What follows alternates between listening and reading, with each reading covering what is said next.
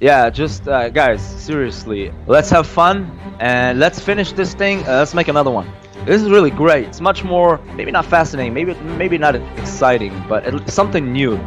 Forget about the rewards. As a matter of fact, at least in my part, I don't really care about the rewards. I don't really care about the status. I don't really care about being in the Hall of Fame or anything. I'm just doing it because it's fun, and we all have our jobs, we all have our lives to live, and if we can put something beautiful, something good into it, all the better.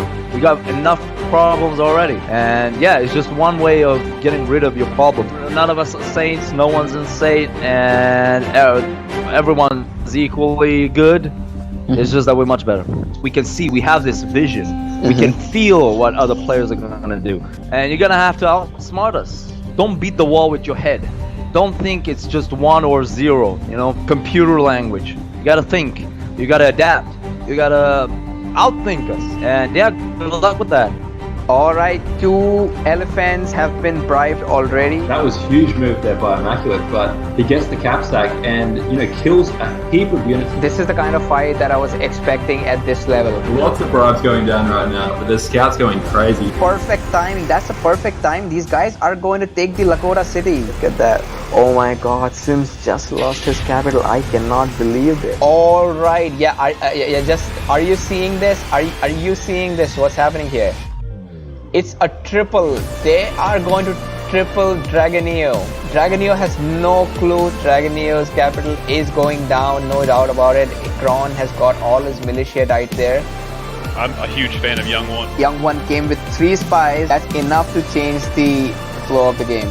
Would you say that EL is more of a democracy or dictatorship? It's either I play or I don't play. I've been playing pretty good lately, so watch out there. Oh my god, just look at Zen Mechanics today. He just went for Science 5. Oh, and TNT just decided, my city, I'm gonna help that. This is a slap on the face for anybody who said the game was over. That was the best comeback ever in the history of Rise of Nations. It was neck and neck, man. It could have went either way. Honestly, it was really close.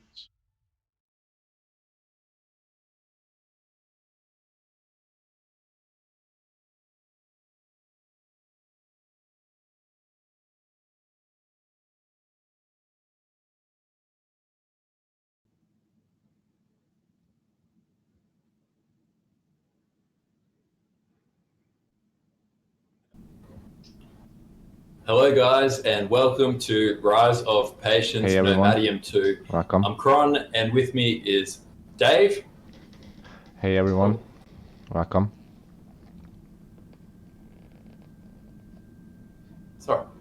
Sorry guys, I just had a bit of feedback there, so hopefully hearing my voice twice there sounded better than just the once. But what's wrong? Oh. There. What's wrong? Does that sound? I can you hear me okay now? Yes.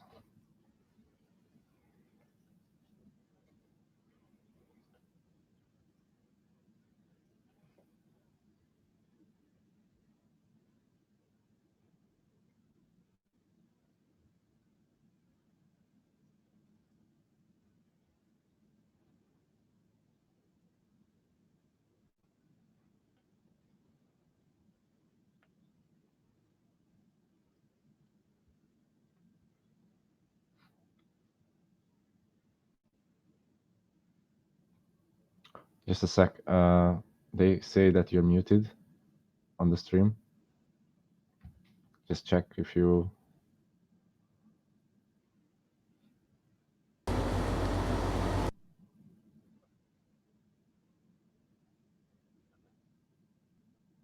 Yeah, they can hear me, but...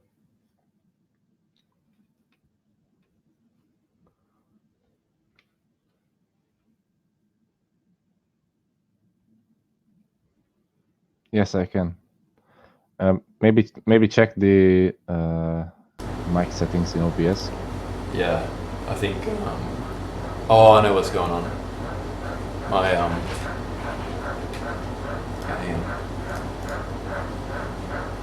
All right. Just a bit of technical difficulties, guys. Stand by, and we'll be ready. Guys, I think my mic's working now. My sincere apologies for all of that. I'm not sure if you heard a word I just said. Okay. They say that it's good now, but it's a bit loud. Slower Oh. voice. So Right, okay. you can do that in OBS as well, or just the mic settings. Okay, bear with me. I'll just turn that down. Guys, how's the quality sound right now? It's always fun to have a few technical issues at the beginning. Bear with me 1 second. I'll just check. No, that's not a washing machine. That's a frog. Yeah, You cannot turn that off. that was actually a frog. And okay, I should be cooking with gas now, I think. All right, I've got my better microphone connected now. I'm just going to do one final sound check, guys. Can you guys hear me right now? That is the question. We're going to need some donations coming in right now because honestly... oh yeah, by the way, you can donate just for better mic and equipment. Exactly, guys. This was all a ploy by Kron. It was all, my ploy to try and encourage some donations because obviously we're working with some very ancient prehistoric equipment right now, but I believe everything is now up and running again. So let's start from the very beginning here because I don't think you guys heard anything I said earlier. Here we are for a Nomadium 2 Super 16 qualifier. I'm extremely excited to see what happens here because we are up for the final round of bracket group 2. As you can see on the screen beside our faces here, we've got the final game to be played here is between LAT and team G.a.Y. And Dave, do you know what G.a.Y stands for? I believe it's glamorous and young. Is that correct? Look, that's what I was initially told. So I think glamorous and young was originally correct. So you're not wrong there. But apparently they had a change of mind, or I don't know what the miscommunication was. But apparently it's gallant aged yeoman. That's spelled Y-E-O-M-E-N. So there we go. I'm still not sure which one I like better. I think glamorous and young was quite a progressive and it's a very modern name in this day and age. But there is apparently some controversy. And as far as this... that's the most important part of the clan, just to decide what it stands for, right? It is, exactly. It's what you play for. And so with this group, just to recap on what's happened so far, we had in the first round, G.a.Y versus LAT Raiders. Raiders took that game quite convincingly on Watering Hole. But Watering Hole, as we all know, is kind of a bit of a controversial map. And then at the same time, LAT managed to overcome Colombia. Then LAT lost to the Raiders in the winners round. Team G.a.Y beat Colombia in the final round, and this is basically the final qualifier. So what's your thoughts of the group so far, Dave, as far as the form shown by both teams so far, and I guess what you think we might expect in this sudden death qualifier here? Well, it turned out this group is extremely balanced because I couldn't tell who was gonna win and qualify at all. So I really like our seeding. It worked out quite well. Yeah, I think so as well. I mean, it hasn't led to any real blowout matches, I don't think.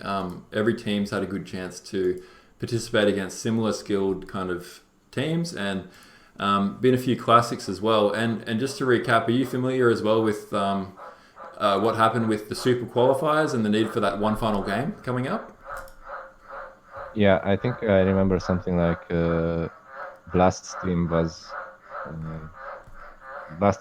the tournament for some reason, and we need another spot, so the third places play another match. Yeah, pretty much. So I guess whilst this normally would have been the it comes down to this final game. Whoever's in progresses, whoever's out gets kicked out. I guess it is a little bit of a consolation prize that whoever loses this match between LAT and gallant aged yeoman is I can't get used to that, but anyway. Whoever loses will actually have one final chance, and that's because, as you said, the LAT El Cartel, I think they got involved in some Mexican raids and they had to pull out. So therefore, we're going to substitute them with one final slot from the qualifiers. So whoever does lose this match does get that final consolation chance they'll be up against the other third place team, which in this case was AS Phoenix.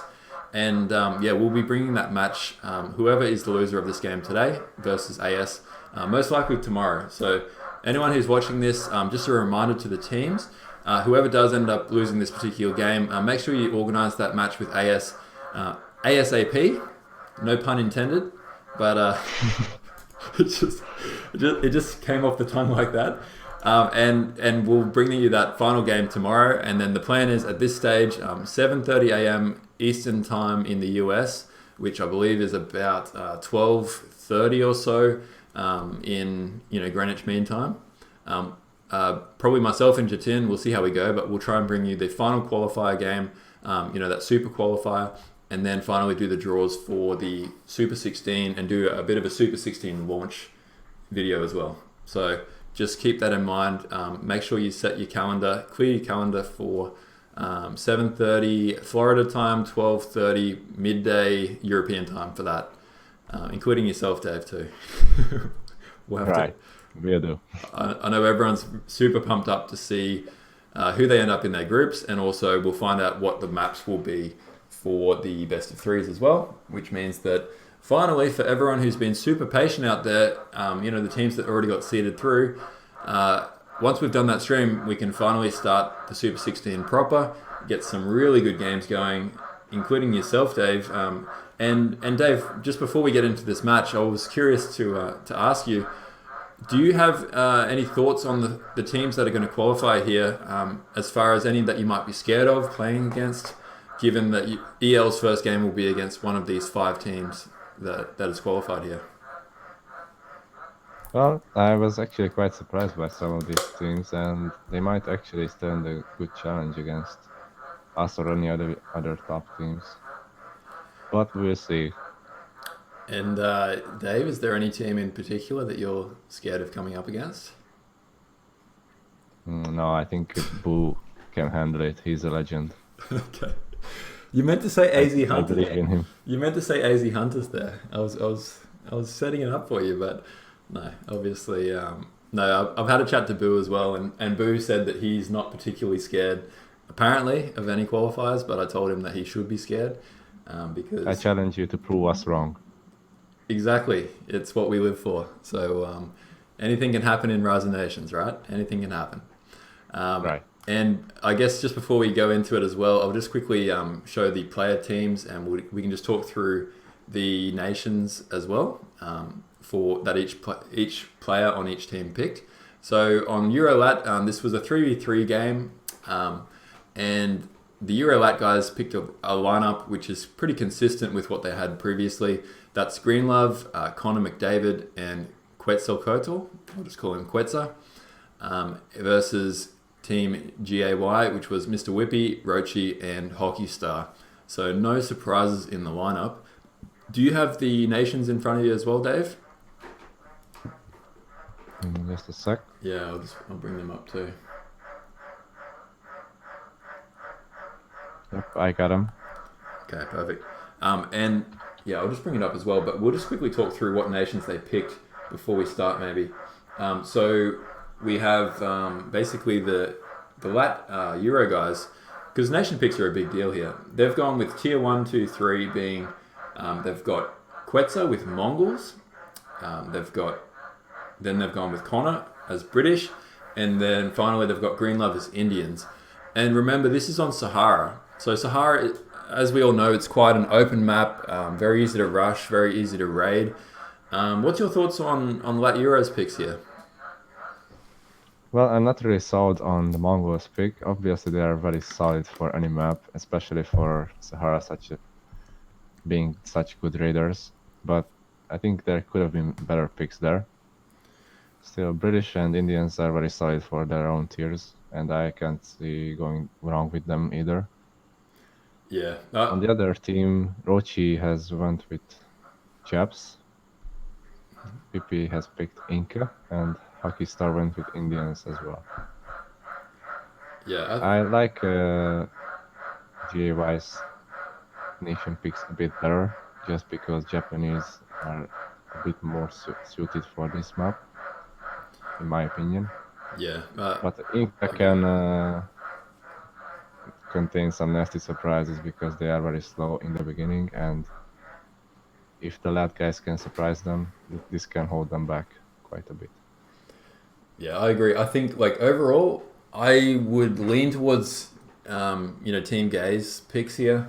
I just feel like there's slightly a little bit more punch to them, a bit more bite. I feel like Japs can dominate in that early game a little bit better than Mongols. I'm a little bit surprised as well by the Mongol pick. Not to say that it's a bad nation by any means. It's still a very handy nation to have, but I just feel like Japanese and Lakota have a bit more firepower.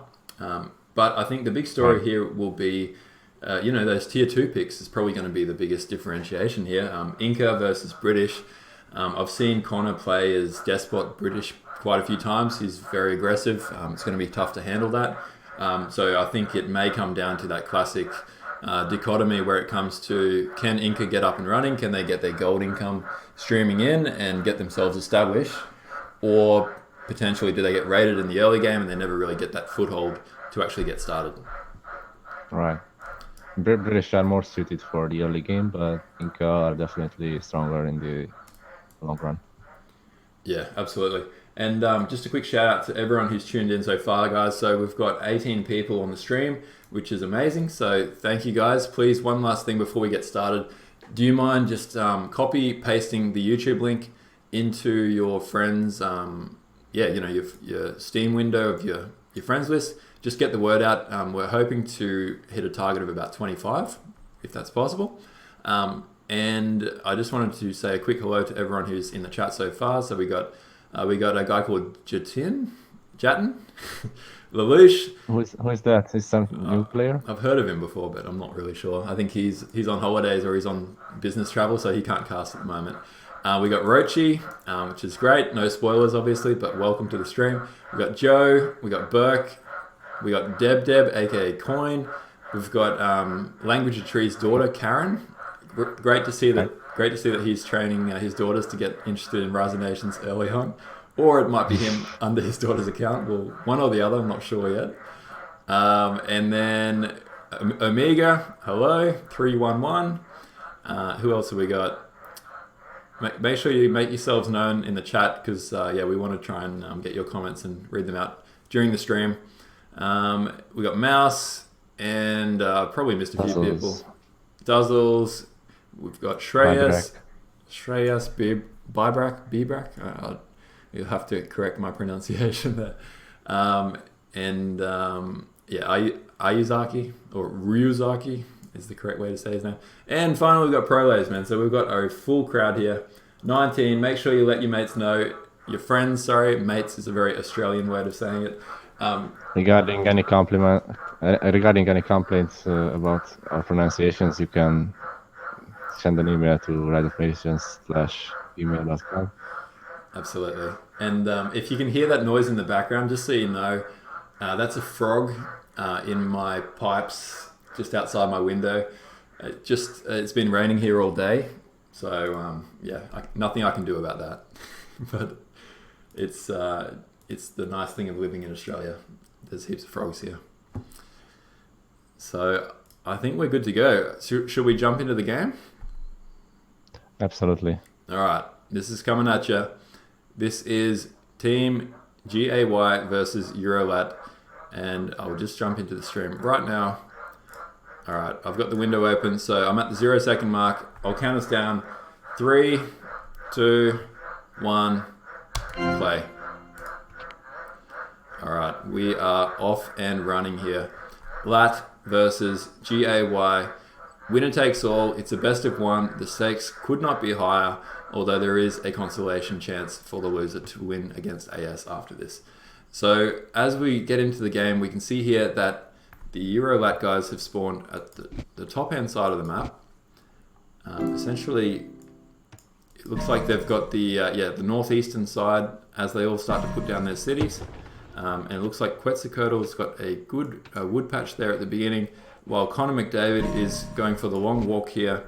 He is the Indian player, and taking a bit more of a risk reward of a slower start to secure the wood in the middle here. What's your thoughts on positioning here? So regarding villager spawns, the G.a.Y team was a bit unlucky regarding that they cannot really rush to the center because they were all so far away. The LAT guys were not very close either, but the blue player, Conor McDavid, decided to go for the middle. This could be an important point in the game because from the center you get the nice wood and the ability to push anywhere. Yeah, I agree. And I mean, it looks like Mr. Whippy got a really fast start. His citizens were really close together, so he didn't have to walk very far. You can see that his city was the first one up, well ahead of anyone else on the entire map. So that's probably going to help, I think. That will surely help since he's Inca, so he will need that early boost of speed. Exactly. I mean, it means that he's less, I guess, vulnerable to early raids, given he's got a good 10 to 15 second advantage over his opponents, and thankfully for him, some decent wood there as well. 50 wood, it obviously could be better, but it also could be a lot worse. So regarding the center build, I have one more point to raise. Conor McDavid just finished his city, while all the others were long ago finished. And this is the major disadvantage when you are going to the center. Yeah, absolutely. It's the classic case where how many seconds was he behind? I'll just have a quick look at the score graph, but you can see on this graph right here, this is the classic trade-off you have to get that wood. Basically, at 1 minute 15 seconds was when Mr. Whippy got his city down, and at 1 minute 55 was when Connor got his city down. So that's 55 minus 15 was 40 seconds advantage, which is, you know, that's a huge kind of differential. Right. Oh, and I can see that a nice little rare there for Quetzalcoatl. He's gone with Mongols here, but he's got horses just next to his base. So very, very handy to have, you know, the best rare for his nation here. Right. Name a more iconic duo. I don't think we could, but I was just trying to think. I could say Indians and horses is quite an iconic duo as well. I was going to say a more iconic duo might be Zen Mechanics and Science 6, but that might be a bit harsh, just in case Zen's out there watching this right now. Or maybe an iconic duo, Boo and Losing Games. Yeah, he will learn once how not to lose all the time. Yeah, true. Lucky he's got you on his team. And I'll just have a look to see what are the key rares that they've scouted here so far. So it looks like the G.a.Y guys have scouted furs in the back corner, and that should be fairly well protected. Looks like they shouldn't have too many issues with utilizing that for the entire game. Yeah, the problem is they don't see much else at the moment. They only see Obsidian and Citrus, neither of which are particularly great. And I just realized that's a really nice rare as well for British to have, having Obsidian there. So this is working out pretty well for, you know, getting specialty rares for the LAT Uruguay so far. Right. All they need is and I just realized they've got horses and they've got Indians too. So that means cheap elephants, cheap Mongol cavalry, and they've got Obsidian for London. They can't complain right now. I think the LAT Euro guys have got at least some nice specialty rares to give them a bit of a boost in the early game. For sure. They have Papyrus in the center as well. Yeah. Which will be covered, at least in theory, will be covered by Conor McDavid. Very true. And I'll just point something out too as well. Unfortunately for the team G.a.Y, they haven't scouted sugar, but there's just this tiny little patch of black where they haven't walked past it. So that's a huge unfortunate step for them. But yeah, that is a very, very tiny patch. I don't see them scouting for the near future. Also, they didn't scout diamonds yet, which is just below that. And they haven't scouted diamonds. Yeah, it does look like this citizen should scout it though. There is one from Hockey Star walking in that direction, so fingers crossed for them. If you're a Team G.a.Y fan here, hoping that they find it. If you're a Euro LAT guy, you're hoping you walk straight past without seeing it. Oh, it's going to be close. I think he's going to see it though. And, oh, yes, he just sees it there. And I'm sure we'll ping all of his allies very shortly. There's the ping. So that's a big pickup, and that's huge for Team G.a.Y here, because if they miss that diamonds, getting gold income in this map is obviously very important.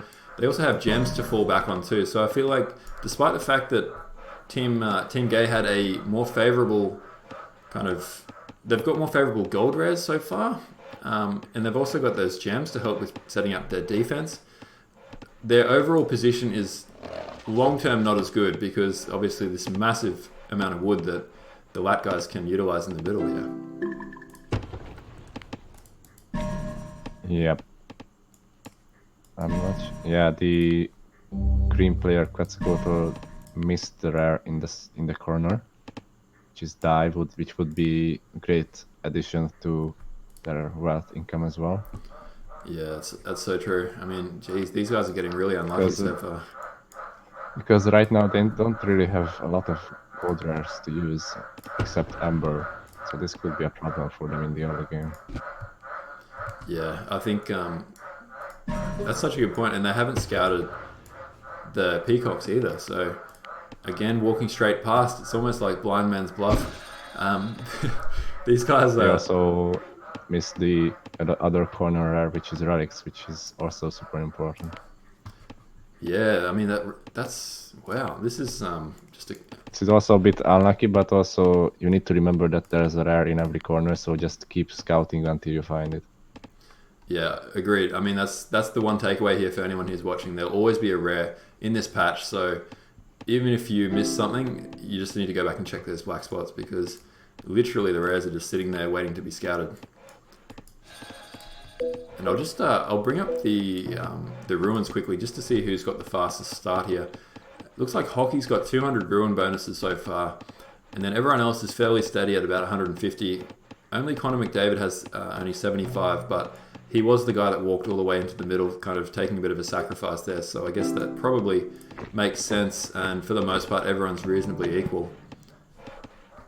Right. And the G.a.Y team does have more wins on average, but nothing extraordinary.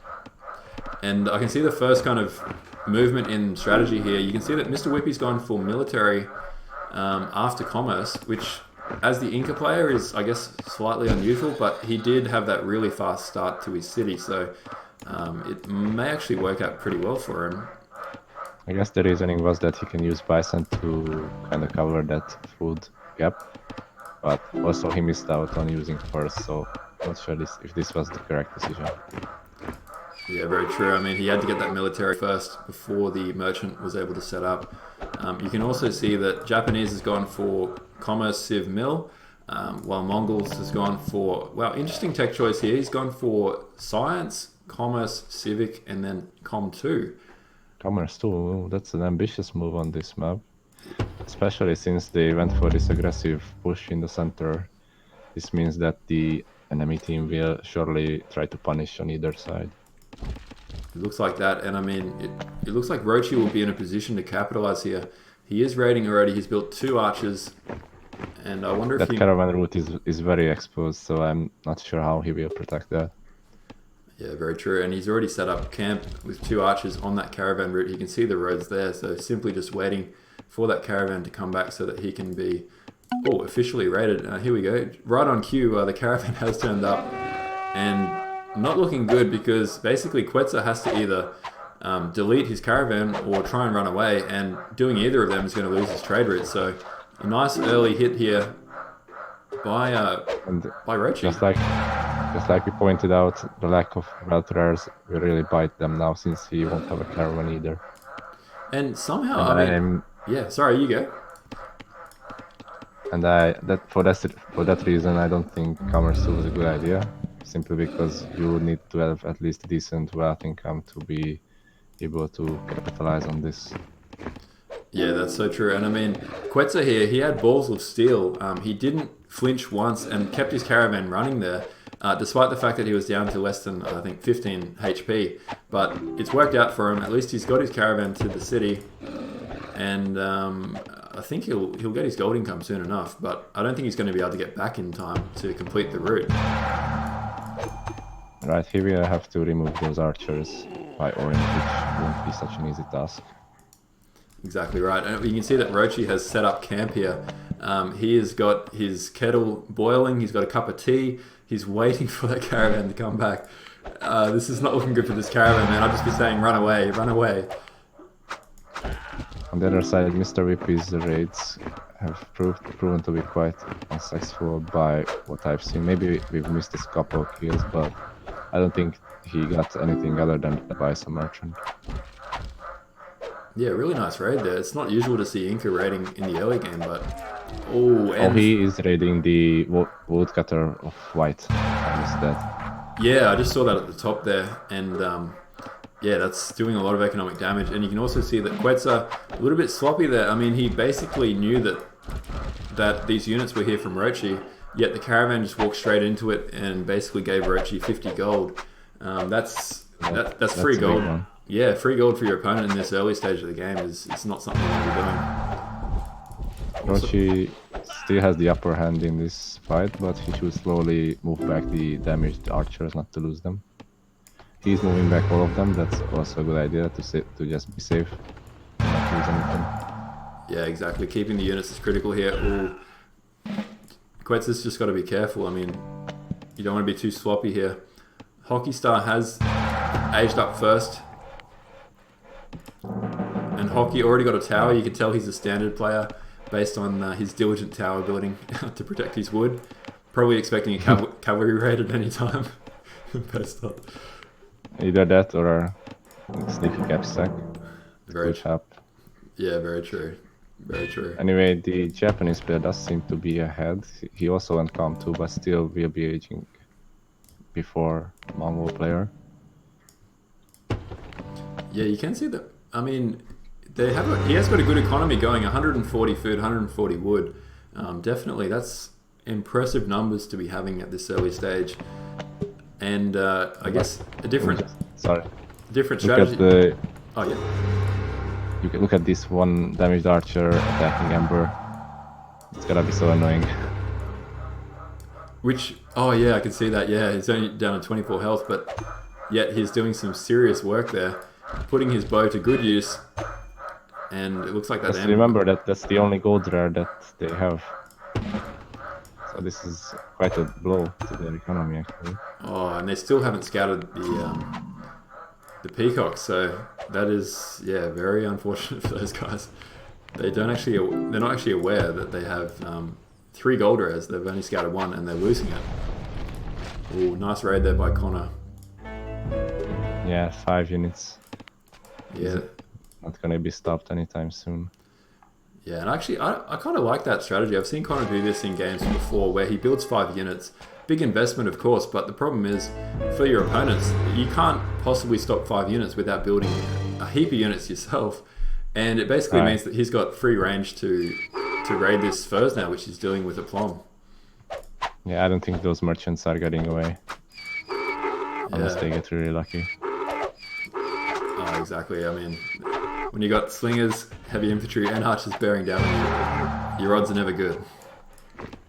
Oh, and very interesting strategy here. It looks like Rochi is going for some kind of heavy infantry attack, maybe. He's got infinite Q Ashigari Spearman building up here, so I suspect that he might be going for something very aggressive in the next couple of minutes or so. That is a strategy that Japanese can pull off quite easily because they have an infantry that deals extra damage to buildings, and they also have cheaper infantry, so this might be a really strong push against Green here.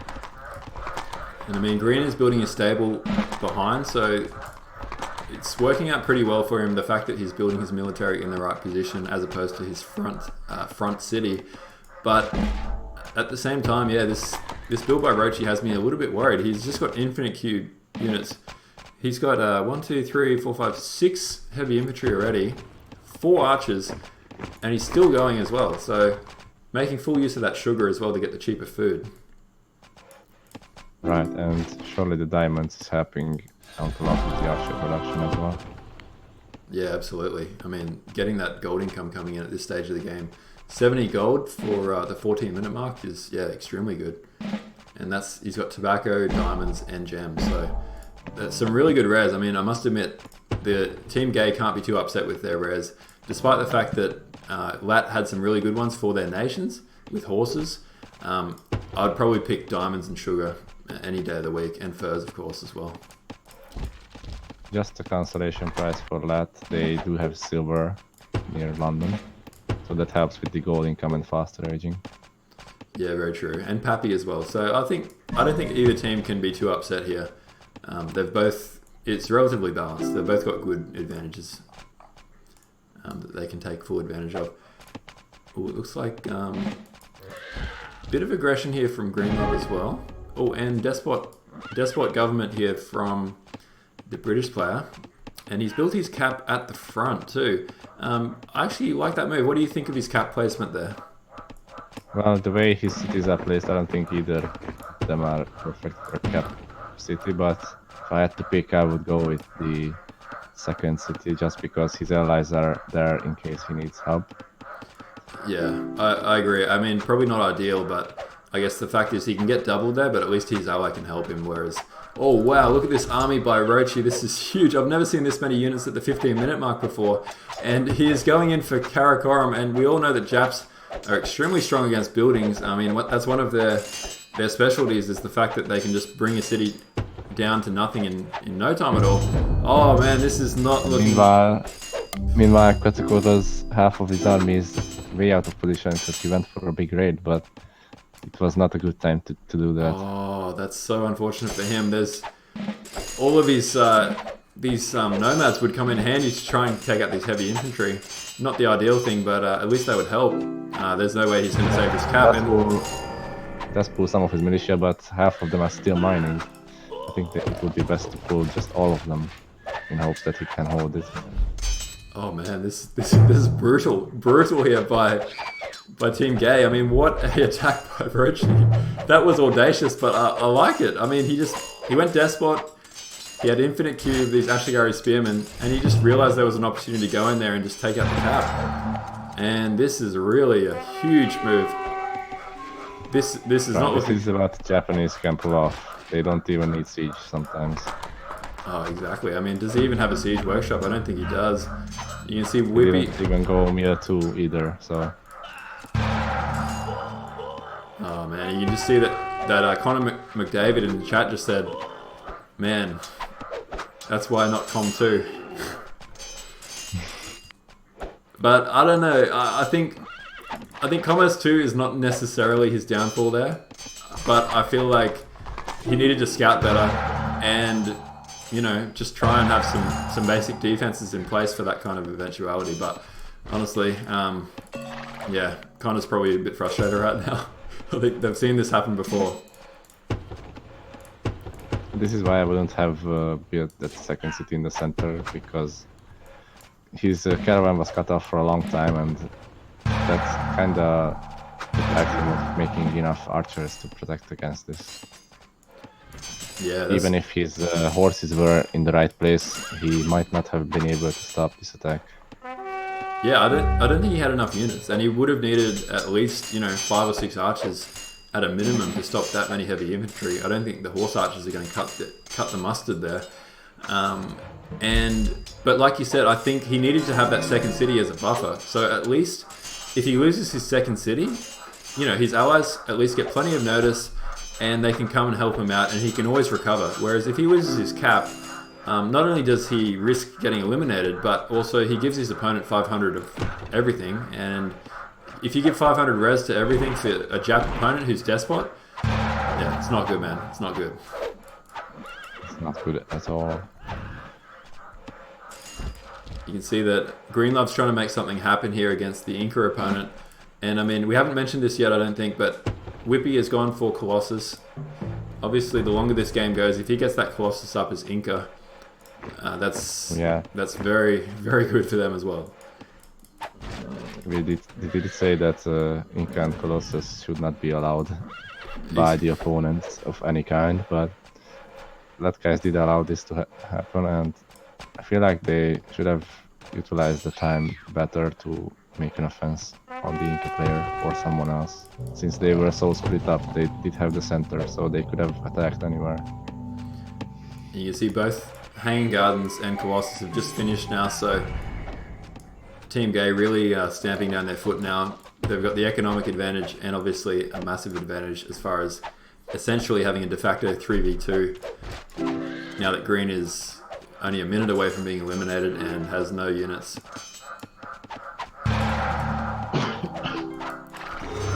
You can see there is some chat coming down.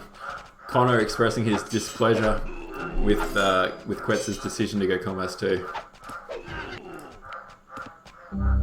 No, it was not necessarily the commerce to the custom the game. They did have the central position, and like I said, it allows them to triple anyone they want, but they didn't utilize this in time. Oh, and I'll just bring your attention to the Aztec capital right now. I like this move by Greenlove. He's going for something. They need to obviously make something happen here. And he is attacking. It might go down, but I think it's a little bit too late.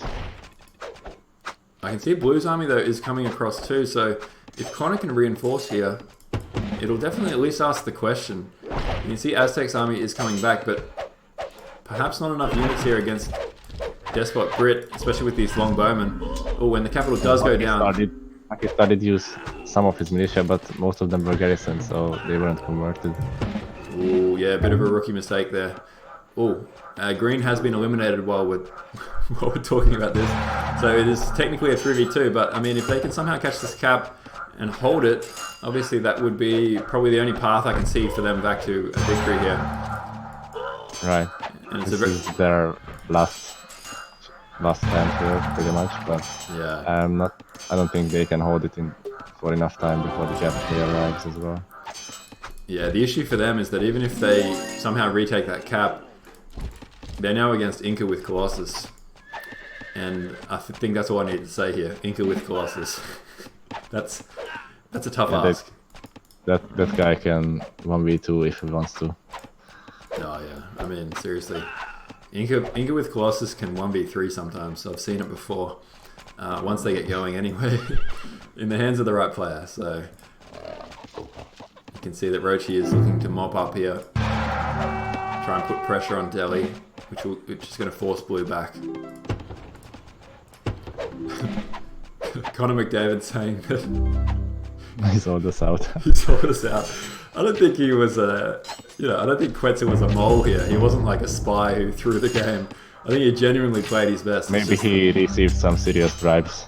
You never know. Yeah, very true. Very true. I mean, bribery and corruption is rife in this Nomadium so far.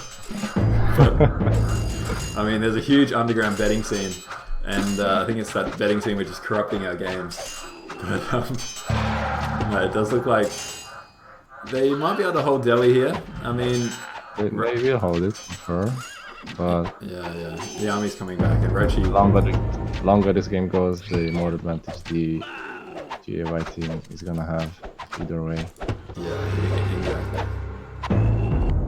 It's like those classic scenarios where you know that the task right now for LAT is basically, they can't really win here, but they can get some style points if they can somehow, bring this game back, or I don't know what they do from here to try and make it happen, but they need to somehow go on a spy mission, I think, and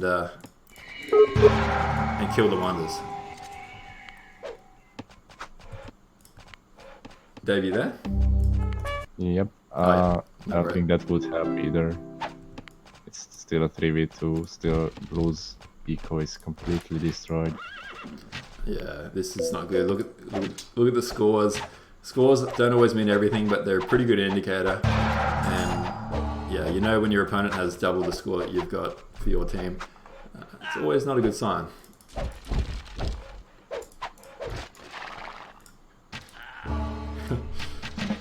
In the chat, Jatton saying ratings are more important than ethics. Completely agree. This is like reality TV, and we've just scripted everything. No, the beauty of this is completely unscripted. Well, I have lost Dave here. I lost for a bit because my Skype disconnected for some reason. Oh yeah, no problem. Okay, I'll pause at the 23-minute mark, and I'll just try and call you back on Skype so that our viewers can see. All right, let's hope that works. So just bear with us. All right, I think that's, yep, all good. So I'm at the 23-minute mark right now. Are you right to unpause? Yep, I'm at 23:02, so Okay, perfect. I'm 23:03. let me know when you unpause. Yep, okay, so 3, 2, 1, unpause. Wow, Rochi has really got quite the army right now. And he doesn't even have Colossus. Yeah, at this point, this is just for show, pretty much. We can say that the game is over. Yeah. We can definitely say there is absolutely no doubt. If we were a betting agency now, the only bets we'd be taking wouldn't be on which team wins. It would be on how quickly they die, or how long they hold on for. And I'm gonna offer 1:1 odds that they're gonna die within maybe the 26-minute mark. So anyone in the chat that wants to take me up on that, just let me know. Gambling is a serious issue in Nomadium as well. Yeah. I'll also be taking bets on whether he'll be able to hold Delhi for the next couple of minutes in the face of this Aztec and Japanese army. Oh, he has gone for the ambush here. That's a pretty cute move here by Rochi. The ambush comes out and he's just like, wow, where'd those units come from? Yeah, it's always a surprise. Scimitar goes down. Probably not gonna be able to hold this anymore. Yeah, it'll go down in a few seconds. Yep, It does. cap has gone, so there we go. GG's getting called out now by Connor. GG from Rochi, GG from Hockey Star. Greenlove might still try to take out the Colossus just to exact vengeance. Yeah, very true. Although he's going for the cap. So, yeah, going for the plus 500 here, but the militia coming in. The militia may be able to hold this, I think. Yeah, could be, since the units are not attacking the militia and they are quickly falling. You can see in the He will hold this chat. gap. Yeah, it looks like he will hold it. Yeah, obviously with his army coming back, that's going to seal the deal here. And yeah, just saying in the chat, bad city placement. You know, potentially costing Quetzal the game here. And I think there's some truth to that. I think his city placement wasn't ideal. Sometimes it's tempting to go in the middle there, but I mean, most important. Yeah, sometimes you only realize this after the fact, so yeah, you cannot really do that much. Exactly right. And I mean, yeah. Oh, and you can see that Hockey just said, so bring on the Super 16. So you can see that Hockey is getting excited already. Perhaps we should get Hockey. We should get Hockey to do a post-match interview. Actually, and finally, that's the final GG. We can see that the LAT guys have resigned here. So and we are still below 26 minutes, so anyone who took a bet on that, congratulations to you. Congratulations. That is GG. Congratulations to Team G.a.Y. They are our newest Super 16 qualified team, officially minted, and they will go through to the big leagues here. You know, the big playoffs with all the big teams like EL, like Tough, like LAT, like AZ. You know, they've well and truly earned their spot here. So congratulations. What do you think of their performance so far in these qualifying rounds to get through? Well, so far in this game, they showed that they truly belong in the best of 16. So I have no doubt there will be some good games by them. Yeah, no, absolutely. I agree. I think that was very well played. And I guess that means that, you know, for the other team, unfortunately, there can only be one winner. I think the LAT guys, though, definitely showed that they held their own. And aside from that, you know, a bit of an imbalanced matchup between Japs and Mongols here, just a really nice attack by Rochi. The other side was quite close. It was quite back and forth. What do you think is your predictions or thoughts going into this final qualifying round between the LAT Euro guys versus AS? Well, I would say that AS has a slight upper hand, but I think the Euro LAT guys can turn it around if they cooperate well, and not like today. Yeah, I agree. And I'm just having a look at the stats right now, just post-match debrief quickly. You can see under the military tab here, look at Rochi's units killed. 98 units killed versus 37 lost. That is the most lopsided ratio I've seen in quite some time. I'm sure some of that was towards the end where he was just killing units left, right, and center. But still pretty impressive there. I'm sure his KD was impressive even previously. Exactly, yeah. Even before it went into, garbage time, I guess they call it, where it's just, mopping up the opponent's units. Mr. Whippy also a really good ratio, 26-8, and he wasn't involved in any of that, final shenanigans. So yeah, the G.a.Y guys played really well here, Team G.a.Y. Their economies were strong too. They solidified their win by getting those wonders, so that kind of put the result beyond any doubt. And also, I'd like to point out that how much more knowledge the G.a.Y team has collected overall. Yeah, so they were prepared for the long game as well. Yeah, and you can see that they didn't scout that sugar in the early game, but obviously they got there eventually, and that helped a lot. And I think the gold income really helped too. So very well played. That was a very good game, and I think I'm looking forward to seeing this final qualifier between AS versus LAT Euro. One thing I would like to ask too, for anyone who's watching right now, in particular, maybe Rochi or Hockey or whoever's online right now, if either of you guys have Skype, can I just put the invite out there? Would you like to join us for a quick post-match interview, which will be, I think, the first post-match interview we've done for the Nomadium 2 qualifiers so far? Oh, that's right. We haven't done any interviews yet. Would be interesting to do one now.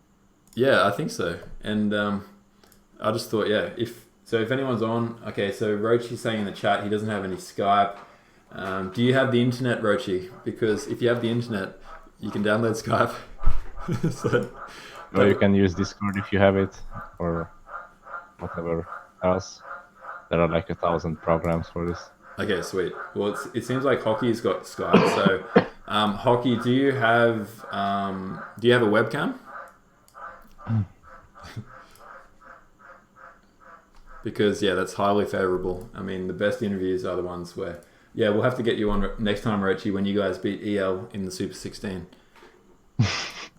That will be an even better one.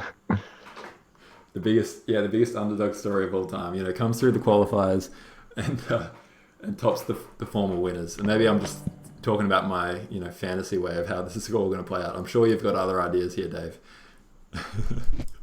Unless I get some heavy bribes, I don't see that happening. True corruption.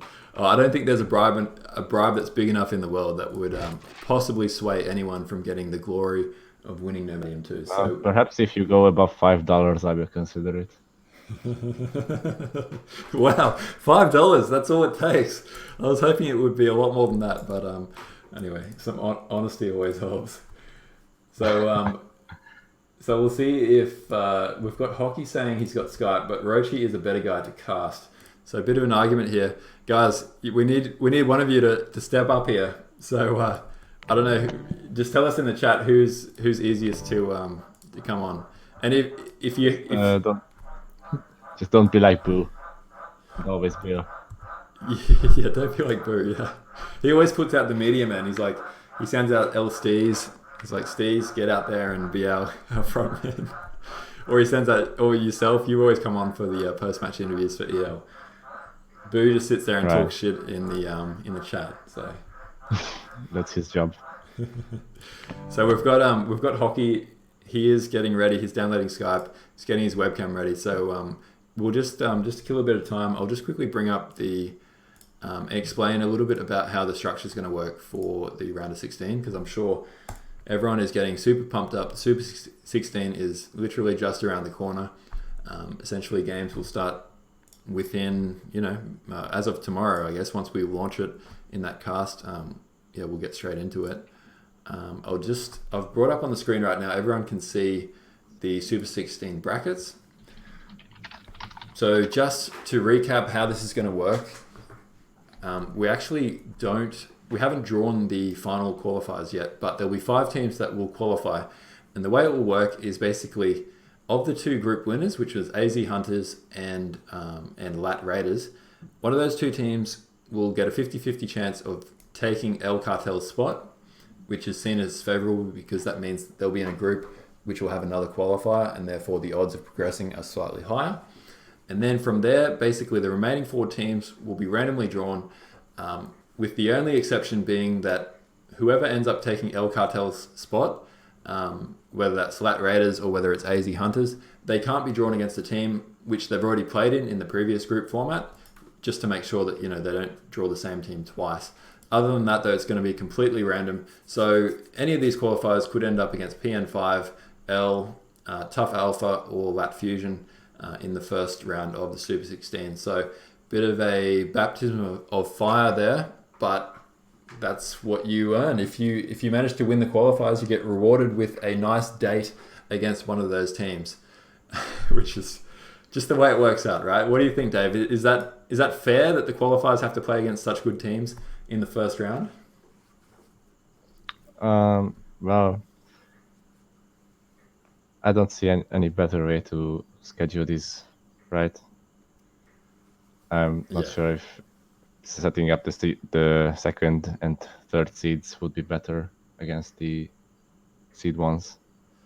Yeah, exactly. I mean, I don't think there's no right or wrong way about it. And the good thing is with these group formats, the beauty of it is that you need to lose twice anyway. So even if you lose against EL or PN5 or Tough Alpha, you still have to lose twice against the other 2 teams. So the best 2 teams will progress. It's not like last tournament in Nomadium 1, where if you get drawn against the best team in the tournament, it is what it is, and you've just got to either win or you go home. So, right, that's why we implemented this new bracket system, so that you can play at least 2 games even if you lose the first round. Yeah, absolutely. So I'm just going to try something I haven't done before, but if you stay on the line, Dave, I'm just going to try and patch in one of the other guys, the guys from Team G.a.Y.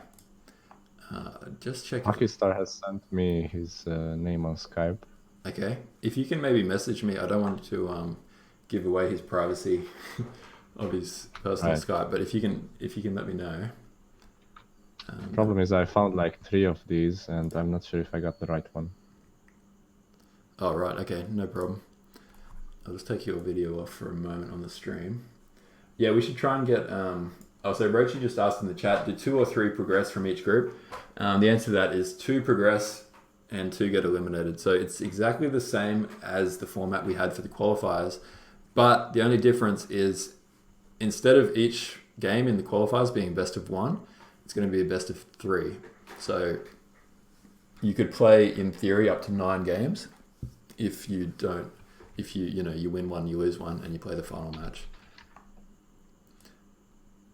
So yeah, just keep that in mind.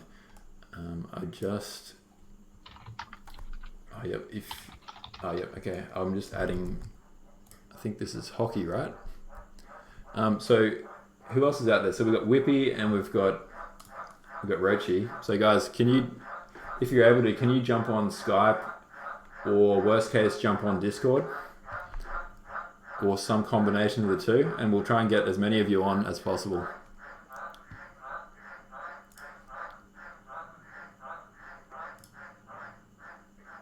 That frog is really going at it. Okay.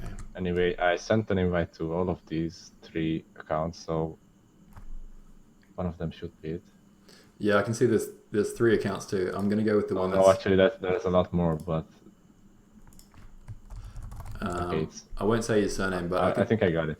I can see that there's someone who lives in Pennsylvania. I hope that's not giving away your house location. That's just a state. But yeah, we'll try and patch in hockey in a moment.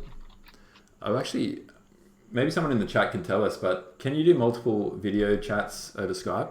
or do you need to have a paid subscription to do that? What do you mean? Like, can we have multiple videos at the same time, like a group chat? Of course. Okay, perfect. I just wasn't sure.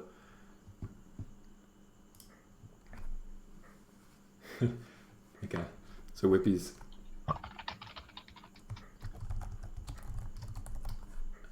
Okay, hang on a second. I'll message these guys on Steam.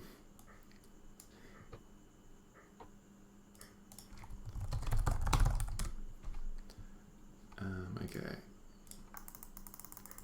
So bear with us, guys. We're not far away. We're just organizing the final invitations for our post-match interview.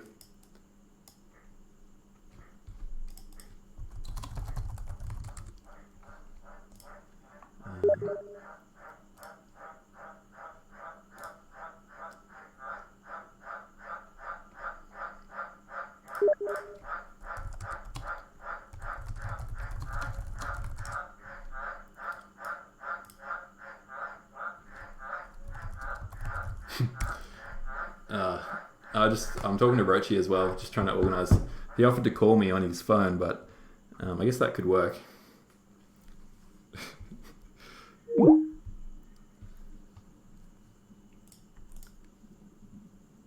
Okay. Okay, perfect.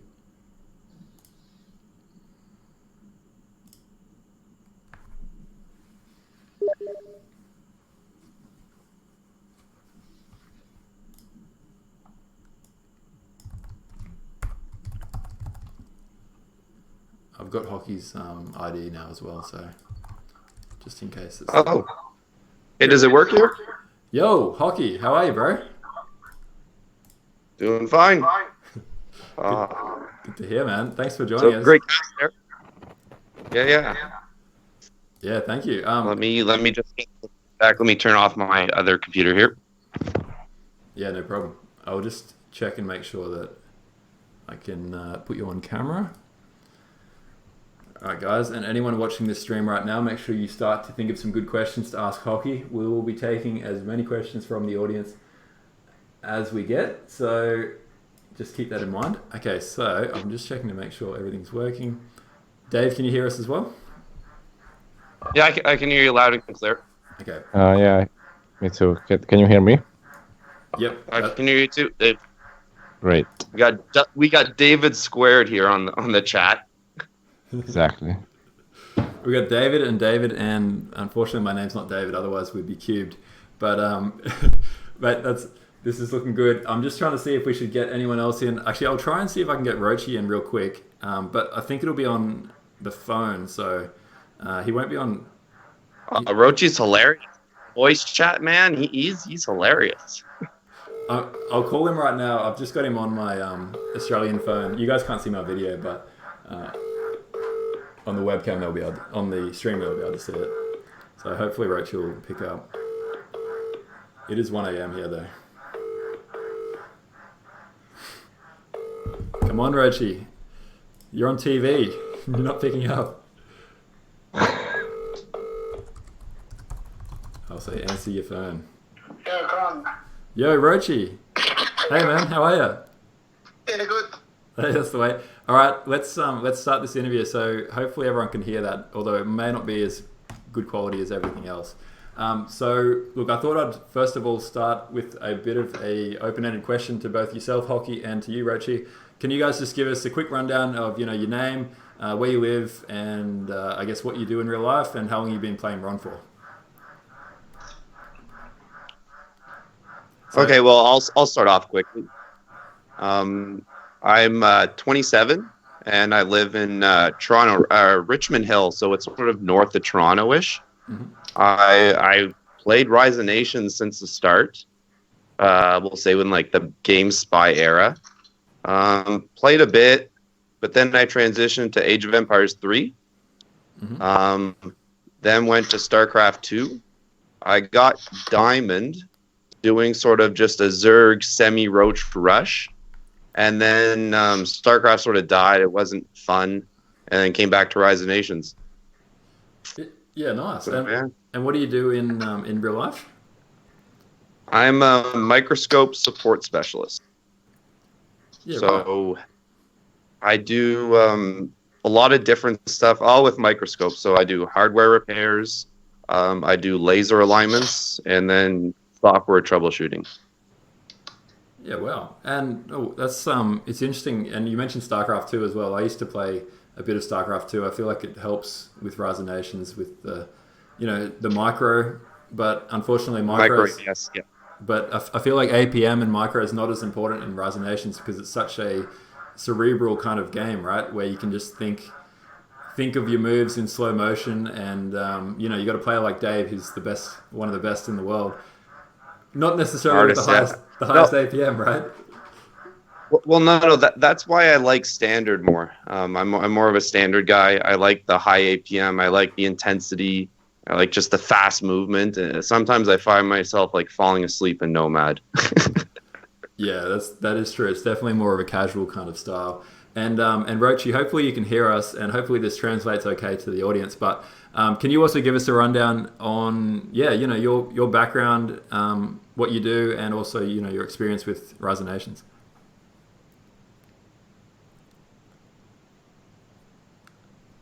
Rochi, if you can hear me, we can't hear you at the moment, so you might be on mute, or you might not.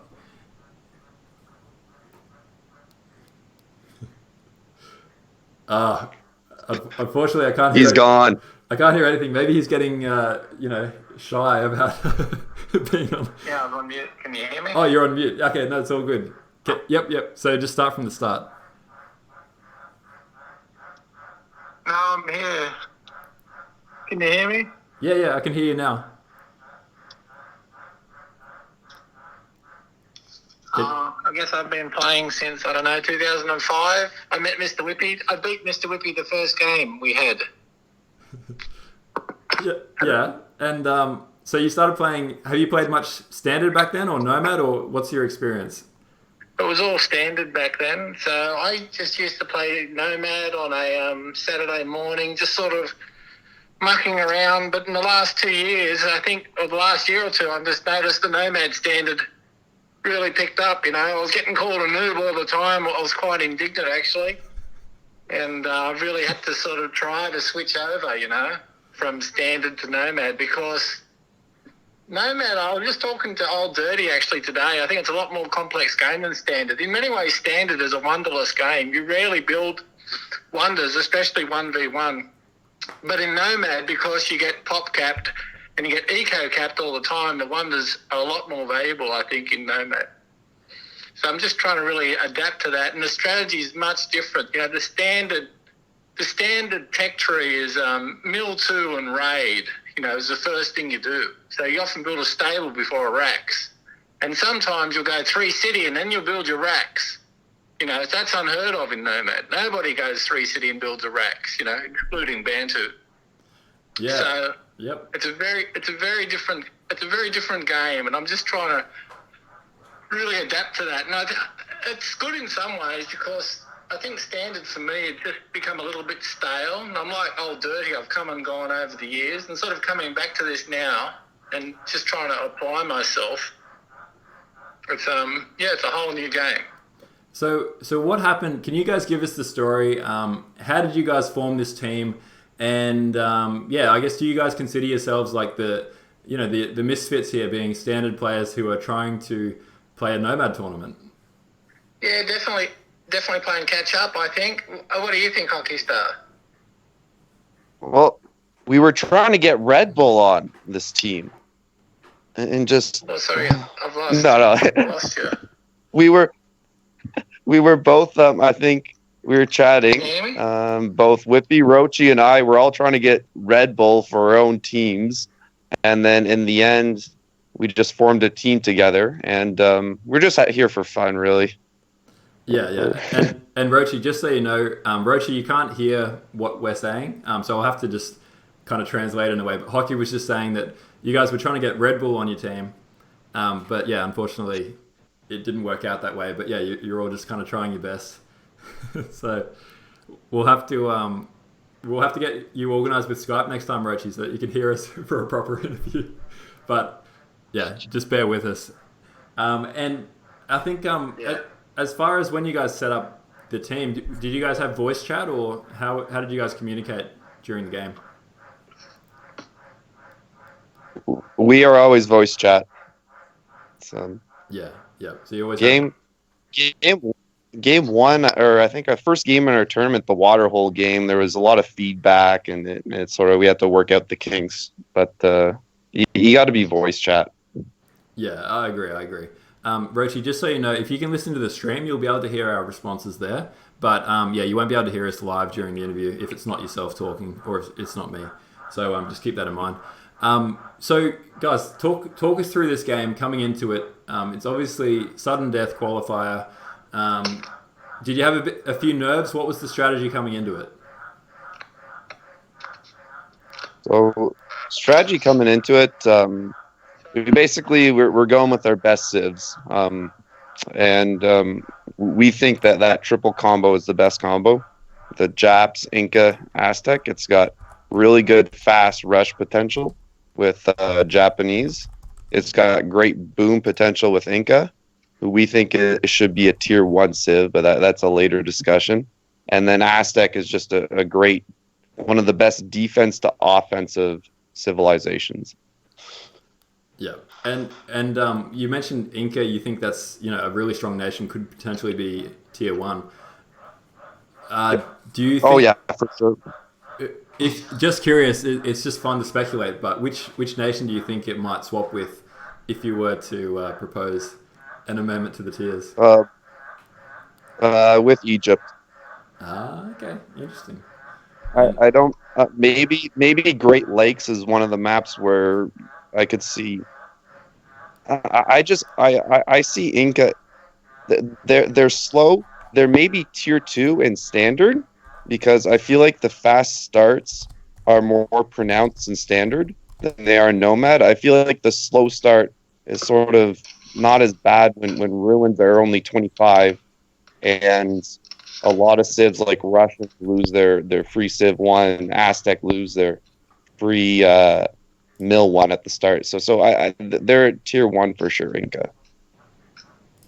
Yeah, no, that's a good point. I mean, they are obviously incredibly strong, and part of the reason we picked Egypt was, I guess, on maps like Great Lakes, it's just so strong to get wonders that are guaranteed.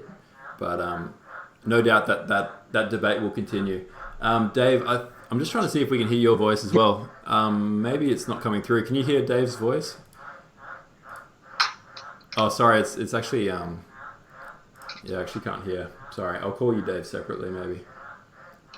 Technical issues here. Maybe we should have just stuck to a 1v1 interview. Rochi, can you hear me okay? Yeah, I can hear you. So Rochi, Hockey was just saying on the chat that he thinks Inca is a really strong nation, but coming in, he just explained the reason for your picks. Rochi, can you give us Can you hear me now? Oh, yep, Dave, I can hear you now. Yep, that's perfect. Oh, great. I can hear you now. So Dave. Okay, so what I tried to say before, but you couldn't hear me, that as the kind of maker of the tiers, I put a lot of thought into it. Like, you have to consider all the maps and all the possible matchups against each other, and the main reason Inca was tier 2 is that they are very slow in the beginning, and Egypt are simply better boomers with the Colossus, and they have a lot more possibilities in that regard. But I do agree that Inca is a superb nation, and it really could go either way in many situations. Yeah, no, I agree. I think we'll find out as the tournament goes on, right? Whether if we make this is the first time. Probably put Japanese and Lakota on like a super tier list, I think. Yeah, they definitely do stand out on some maps, but I believe that we did a good job with these tiers on first glance. We will see in practice how it actually goes. Yeah, exactly. And I was just going to ask Rochi, the biggest kind of standout move of that entire game seemed to be just your very aggressive Japanese, arms build up, followed by a swift attack for the jugular. Can you run us through what your thoughts were? Was this like a premeditated move, or was it something that you thought of on the fly? Once Green built that city in the centre, I thought there's no way he can hold them both. So I just thought I'll go for one or the other, you know. And there was a whole caravan route for the centre, the caravan crossing my territory, and I thought I can throw a tower there, I can park my army there. It was just too opportunity. I knew something would happen. Yeah. I just thought it couldn't be defended. And did you guys? I noticed you didn't scout sugar until it seemed like quite late in the game. Was that something? No, when Hockey put his second city down, we saw it. Oh, right. There was actually salt there. You missed it right near my cap. I didn't scout salt. Oh. We didn't see it until the game ended. Oh wow. Well, thanks for pointing that out. Now it's probably a bit too late, but it's in the rock. It was hidden in the rocks. It was really hard to tower scout, and it was I just missed it with the Oh yeah, I can. I'm just looking at it now, but I can see what you mean. It's right in the middle of rocks, so yeah, that's probably. I'll give you a free pass for that one. Yeah, I know. No, I'm really kicking myself. You know, I had some lazy archers sitting in the city doing nothing after they healed up. I just should have popped a couple out, wandered around, you know. And like moving forward, is there anything else about that game you wanted to talk about before we move on to the next stage? Oh no, we're just happy to get a win, really, because otherwise we're out. You know, almost out. Yeah, well, pretty much. Yeah, I mean, well done. And I mean, we played it. We played it last night at about midnight. You know, so we're all pretty tired. You know, well, yeah. on the east coast of Australia, we're pretty tired. So. Yeah, true. You need to move to Queensland so you can get a better time zone. Well, we had everything. We had Toronto, Sweden, Turkey, and East Coast Australia. That's insane. So we were spaced around the world almost like four spokes of a wheel. You know, you just couldn't. It had to be inconvenient for someone. And Hockey played before he went to work, and we played at midnight. Wow. Well, that's it. That's the great uniter. It doesn't matter where you live in the world, right? And what do you think? Do you think? I'll just ask Hockey this now, so you might not be able to hear his response, but. Hockey, have you ever considered moving to Australia and being an honorary Australian for the purposes of this? I'd love to move to Australia. No, I do. I got my scuba diving certification. Like I'm fully licensed, and the scuba diving here in Canada is pretty crap. Yeah, I can imagine. Wow, you gotta go under ice, like icebergs and so on, or is there any? Yeah, no. The training we did, I wore like a 14 millimeter wetsuit with like full on gloves, full headgear. Wow. Well, maybe... and no, but I do love kite surfing too and windsurfing. I do all of that stuff. I'm just thinking maybe we can swap countries for a year or so. I'd love to live in Canada for a year, so that'd be a nice little trade. Yeah. Maybe we can make a fundraiser for that in Ron. Yeah. Well, the other thing that's a fundraiser for Kron is my grandparents. This is actually for Dave here. They're from Hungary. Oh, is that so? And where do they live? Do you know? Yeah, Veszprém. Sorry, where? Veszprém. Ah, Veszprém. Yeah. All right. Yeah. So that's where my grandparents. From my dad's side, they escaped from there during the Hungarian Revolution. I think in 1950s. 56. And came to Canada. Oh. Yeah. That's a nice little fun fact. Yeah. Wow. And are you going to travel back to Hungary sometime to see where your ancestors lived, or? I have visited them once when I was in, I think, first year university. I should get traveling more, but I do hope to go back to Europe too. Yeah, nice. And for you guys, just looking ahead in this tournament, obviously we haven't done the draw yet, but if you tune in at 7:30 Eastern Time US, whatever time zone that is, we're going to be doing the live draw during that stream. Obviously, there's no real easy draw here, but it is a group stage, so you can lose twice. I guess I'll start with you, Rochi. Of the 4 teams that you could get drawn up with, being PN5, EL, Tough Alpha, or LAT Fusion, do you have any particular teams you want to avoid and any particular teams you're hoping to get drawn up with? Oh, look, to be honest, I haven't looked, but some of the old guys are pretty scary, and some of the tough guys, you play them in random games, and I think I had a game back in a day in October where I just played these guys all day, and they just thrashed me all day. They must have got sick of winning. No, you never get sick of winning. It's just one of the, when you're just playing against a player you can just beat, most of the time. And so hopefully the goal is to improve slightly. If I can win 1 game out of 3, I'd be really happy with that. If I could take a game off them, So if we can take it to 3, 3 games, I'd be happy with that. Yeah, and do you think the fact that it's best of 3s is going to help? Or hurt? Well, that actually makes it worse. At least you could fluke it once. If it was best of 100, we might win 10 of them or something, or 20. It's hard to win them. We're not going to win 51.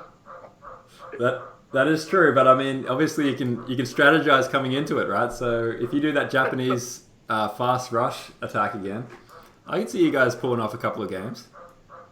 Yeah, well... Well, the cat's out of the bag now. Hockey just said the cat's out of the bag. Yeah.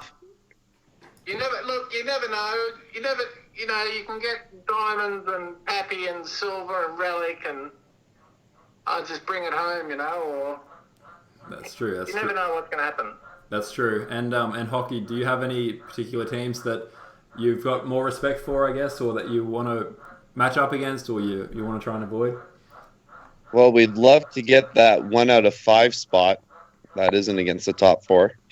Yeah, that's very true. I mean, I think group number 2, we've done the maths and had a look at, these groups. And I think, like you said, group number 2 seems to be the most favorable because basically it's going to be comprised of either AZ Hunters or LAT Raiders and then a qualifier.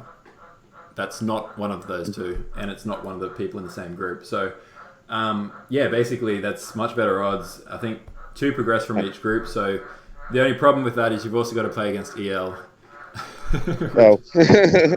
But if you assume that it doesn't go as well as you hope against EL, the fact is you've still got the chance of beating the other 2 teams to progress. So I think that's probably most qualifiers are looking at that, ourselves included, AZ Hunters, hoping to probably get Group 2.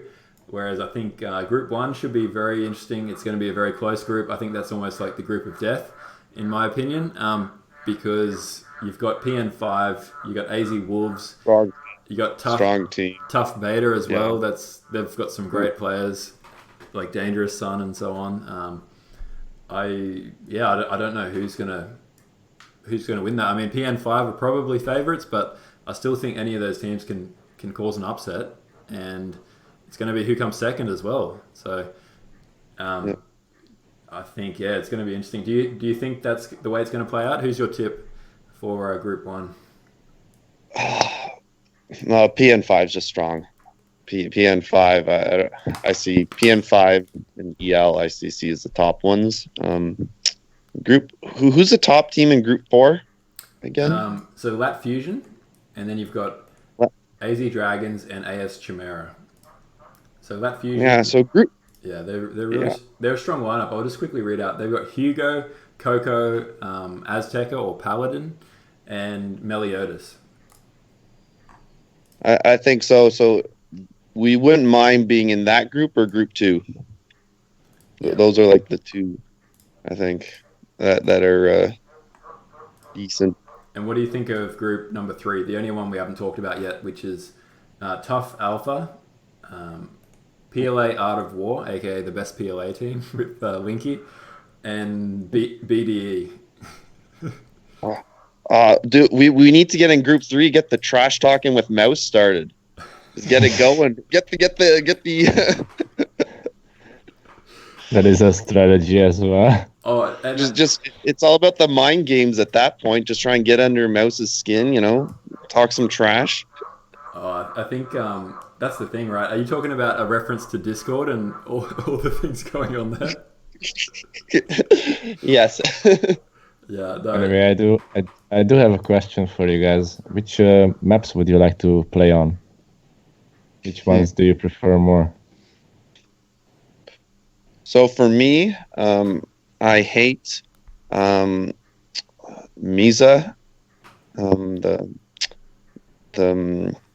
I can't even pronounce it. Map with a lot of the weird pathfinding for the villagers. Mesa, yeah. Mesa, yeah, I can't stand that map. I really do not want that map. The map I do like Australian Outback. That's a fan favorite, I guess.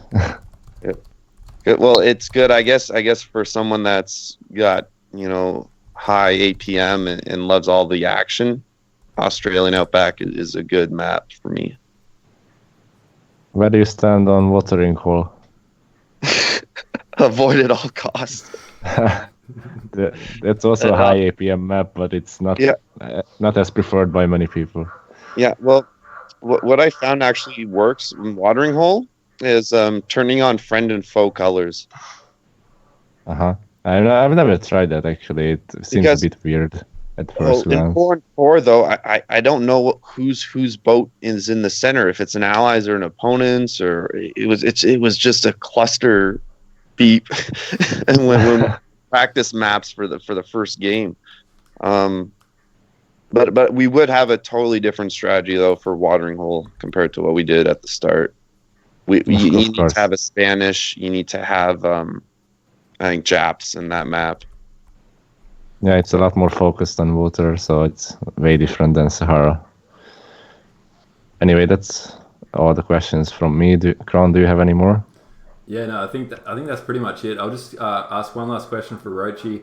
Rochi, have you got any final words? Do you want to sing the Australian national anthem or anything like that before we wrap this up? No, we can't. We're a multinational team. I couldn't do that. You can sing the Canadian national anthem too. There's nothing stopping you. Oh, Canada. How's that rendition? I'll ask Hockey. Was that a good rendition of "Oh Canada"? It wasn't in both official languages, so no. It wasn't in both official languages, Rochi. So you need to sing it in French Canadian as well.